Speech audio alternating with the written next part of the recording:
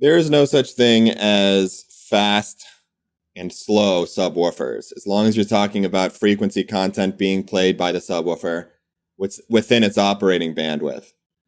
There's an extremely long thread with some seemingly pretty smart people talking about this idea and how even if you have a subwoofer with a proper crossover, so it's band limited to its operating bandwidth, then maybe sometimes a slower subwoofer will sound flabbier or looser in situations where, despite the fact that it's playing low frequencies, you have quick changes in amplitude that the subwoofer can't track. So say you're watching a film, and I think this was mostly in the context of home theater that these people were arguing.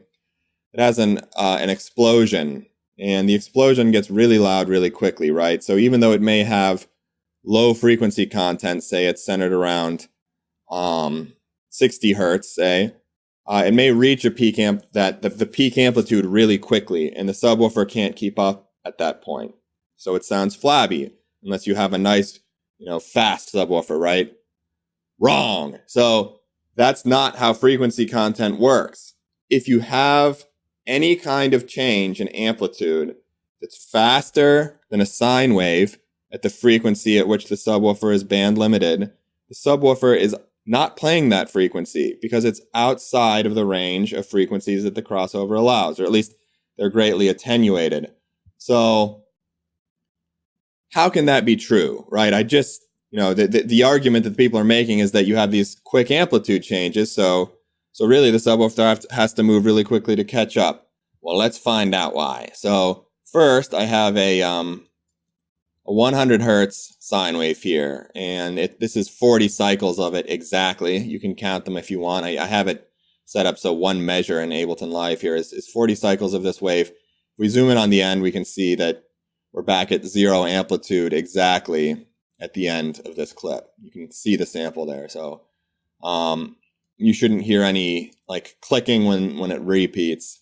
You might hear some clicking because I don't have my sample rate set correctly for OBS to not sound crappy, but that doesn't count.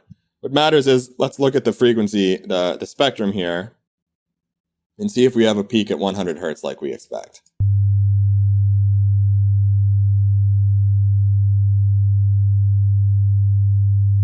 So we clearly have a peak at 100 hertz like we expect. So we're saying that our theoretical subwoofer can play 100 hertz perfectly. Now, let's have this really quick amplitude change, right? What does really quick mean? Well, if it were much slower than the frequency of the wave itself, then obviously the subwoofer could keep up. So that must not be what people are talking about when they say quick amplitude changes. So let's get a really narrow grid here, and let's automate a really fast amplitude change. We'll even this is automating the speaker. Let's say that it's even after the peak of the waveform, so it's not faster than a half period, but it repeats itself every cycle. So we have explosions that are at exactly one period of a 100 hertz wave long that keep repeating themselves. Trust me, it happens all the time. So let's open up this automation lane, and this is about one period. So let's highlight that. Well, whatever, doesn't matter. And then let's duplicate this over and over again. So first, before we look at the spectrum, you will see the spectrum, but it's not accurate, because the spectrum is only paying attention to the actual clip, not the automation of the volume that you do, because that happens at the mixer, which is after the effect stage. And according to Ableton, a spectrum analyzer is an effect. So let's just listen.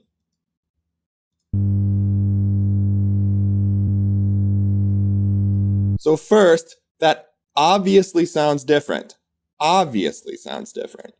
So why? Let's insert an audio track.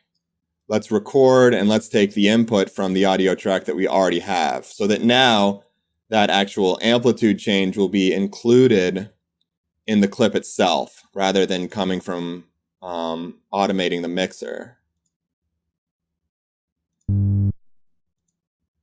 So let's get rid of all that extra. Now let's look at this waveform. It is obviously, let's drag it down so we can see more. There's obviously stuff happening in this waveform that was not happening in the original waveform. It's quite distorted. It's no longer simply a 100 hertz sine wave. And in fact, it is so not a 100 hertz sine wave that if we put a spectrum analyzer on here, loop the clip and play it, bing, bang, boom, there's tons of additional harmonic content. Why is there tons of additional harmonic content? Because what the Fourier transform is really telling you, and that's what a spectrum analyzer plots, is the power at every frequency. And if you have a repeating waveform, then the change in the amplitude can be decomposed into power at lots of different frequencies that perfectly recreate the waveform. So the fact that we're changing amplitude really quickly, changing amplitude quickly is what frequency measures. Well, the speed of the change in amplitude is what frequency measures. So if the amplitude is changing faster than it was in the 100 hertz sine wave, then you have frequency content other than 100 hertz. So you don't have to worry about your subwoofer being fast or slow. If you have it crossed over properly and it's not playing frequencies outside of its bandwidth, along with every other concern that you need to keep in mind when building a subwoofer system, then it's not going to be flabby, it's not going to be loose. If it does sound flabby or loose, you have other issues. This is like group delay or something in a poorly tuned ported box, something like that. But it is not because you have sounds that are happening really quickly, even though they're within the bandwidth of the subwoofer. If they're changing quickly enough that they're enough to make the subwoofer not fast enough, then it means that the sound itself has power and frequencies other than outside of its operating bandwidth. So let's do one more thing. All right, let's put a crossover, so-called crossover. It's just a filter, digital filter at 120 hertz before the spectrum analyzer, and now let's look at the waveform.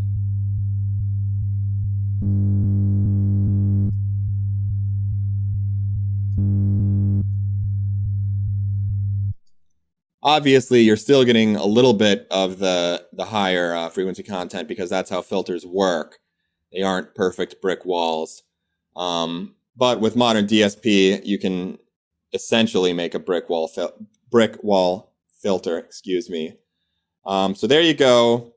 You don't have to worry about your subwoofer being too slow. You just have to worry about crossing it over correctly.